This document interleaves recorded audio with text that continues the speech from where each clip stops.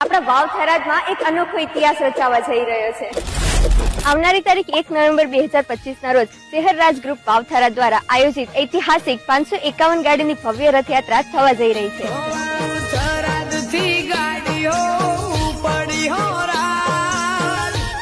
થરાદ શહેર માતાજીના કુવેથી મરતુલી શહેર માતાજીના મંદિર સુધી લાઈવ ડીજે, ફુવાજી અને ભક્તિભાવ સાથે નીકળશે આ મહાયાત્રા।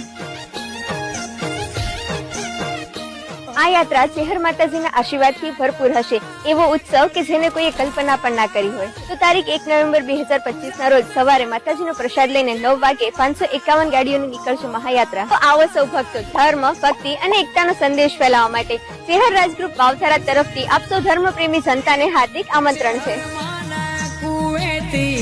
યાત્રા નીકળશે 551 ગાડીઓ તરફ।